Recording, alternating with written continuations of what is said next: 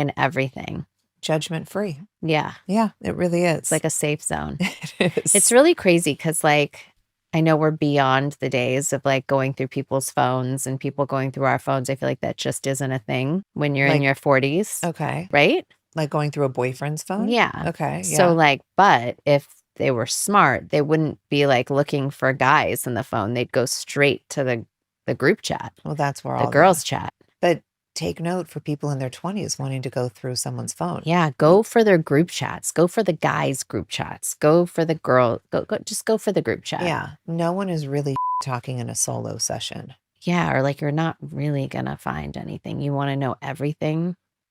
That's where you go. I learned about this. One of our friends last night told me about, in Mean Girls, they have the burn book. There's this website that's for people anonymously. It's like a Dumois type of thing, but it's about dating. And you anonymously will be like, your boyfriend sent me a dick pic. And like they put it up and they expose different people, but it's all in the gay community. It is the most salacious website. Simon Huck told you this. Oh my God. I wasn't going to out him. I was like, that is fascinating. It's just like, there's a different world. It's a different world. It was fascinating. Everything. I loved what were you guys away. doing at the end of the table? You didn't hear that conversation? No. Oh, that was amazing. I learned a lot last night. The first photo in your camera roll and the last photo, if you remember. Oh, well, the first one has to be from years and years and 15 years ago. However long Like my first one, I think, is of me and Bernard, the dog. The boxer. My old dog? His name wasn't Bernard. No, I had a boxer named Bernard with Lamar. Did? The most recent photo in my phone for sure is a picture of Beyonce with her beautiful, like goldeny locks, like this hairdo that's like so gorgeous that I want to do my hair like a golden color. I did it once. It's like a honey. I love that honey color. Yeah. Speaking of hair, what does your natural hair look like? Ooh, I like this question. Okay. My hair is like your length. Exactly. If I blew out my hair, that's exactly what it would look like. It would be cute. I wear it every time it's in a bun. That's like my hair. I love extensions and all the things. I think people were like really confused when like Chris Appleton did my hair once and it was like platinum blonde and we slicked it back in a bun and then glued tracks over because I just didn't want my real hair, that blonde, getting like exposed. But people were like, what's happening? Confused. But I have had some like serious hair health journeys. And so I do like all the things to make sure that it's as healthy as possible. And we go through our ups and downs, the red light hat, yes, every serum you could possibly imagine. Oh, if you hear like the rice, what was it? The rice water. You're like, I'll be cooking it for days. And I'm like, Kim, you do it and then you're onions, on to the next. Cloves, everything in a shampoo. But like it works, I'll do like the stem cell injections in my scalp, like everything to make sure that it's as healthy as possible. Yeah, but you just love a beauty treatment. You love to experiment. I do. If you could only pick one beauty treatment for the rest of your life, do you have a favorite? I mean, Botox, probably. That's a good one. Or just like a really good facial by Char. Yeah. I love a red light situation. I know, it's a tough one. That pod you have to get, the longevity pod. I saw that. I know. You really, really do. I do want to talk about Kardashian Closet a little bit because I feel like we get a lot of hate for Kardashian Closet. We do. But I think you should explain the backstory and the foundation of it and why it's so important because of Cece. Yeah. And so our cousin Cece is fashion obsessed. I know you know this, but like her dream of life was to go to a fashion show. And when she finished some chemo, she's been battling cancer for like 30 years.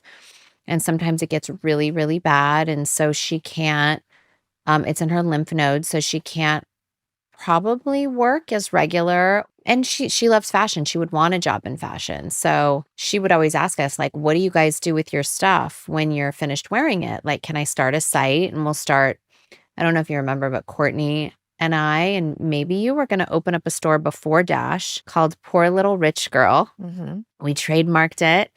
It was going to be consignment clothes, like designer clothes before the Real, before all of those like stores. This was like before Dash. So we've always had closets and closets full of like stuff that we wanted to purge and get rid of. Nice stuff that you Wear once. and spend a lot of money on it. So Cece put together this site. She now employs a team of people and has an office, and they photograph everything and they ship it out. And it's like a site like the Real in a small way of just our things. But it's funny because people we know and our friends shop on it all the time and love it. And the stuff is great. And like vintage sites have bought off of it and told me when they buy things. So, Well, it's really a beautiful story because Cece, I think that we all are really hardworking women. And I think we know that when you have something to get up and to work for, you feel so much better about yourself. And yeah. Cece, being in chemo and radiation and all the things, there were days that she couldn't work as consistently, and other days she really wanted to get out and do something. And so by her having this job, she said it really gave her a will to fight. It makes her feel good Yeah. about things. Of She gets a course. commission off of every sale. And so, of course, we can easily give to the Real. We can easily sell on a third party site, but we do so on our own because we want to give to Cece and make Yeah. Cece feel good and like that she has something to do every day, and it gives her A something, purpose. purpose. And so I love that we do that. And Me people too. that talk, they just talk, but they don't understand that there's so much story and history behind Yeah. it. And listen, like I used to take my stuff back in the day.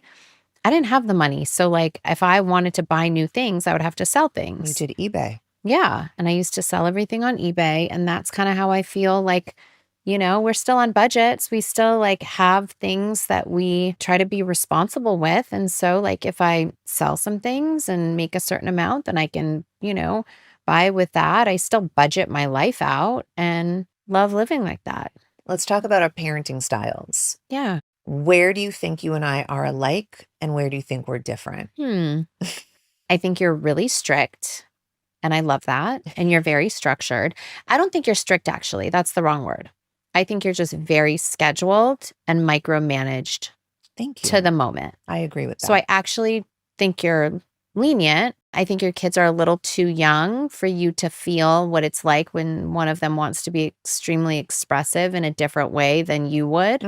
I agree with that. I don't know what teenagers are like. But don't you think North, I'm trying to remember, at like 7 or 8, I felt like she still was very, like she knew what she wanted at that age too. She knew what she wanted since the moment She was born. she was born, Yeah. getting born to the song Bohemian Rhapsody. Oh my Courtney and I God. talk about this all the time. Kanye was DJing.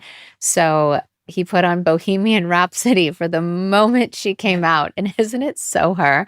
Courtney and I like cry laughing thinking of this Oh my moment gosh. of just like, I was in the room. I don't remember that. yeah. Oh And my how it's gosh. just so like her, North. Isn't that such a weird What fact? a random song. Yeah. Yeah. I love that song. by Yeah, the me way. too. Yeah. Like when I listen to it, I just like get emotion. I didn't remember that. Yeah, Courtney remembers every detail. Her She memory, does. I didn't remember it. And it's Mm. something that I would have written in the book. So I asked Courtney years ago, like, hey, what was the song in all the rooms that I like to write all the memories and just have random facts? And she's like, you don't remember? It was Bohemian Rhapsody. She's nuts. She does remember everything. Yeah. And I was like, of course it was. Being a mom of older kids, like teenagers, do you wish you did something different when they were younger? I treat my 2 older kids a little bit, I have like stricter rules for my 2 little kids.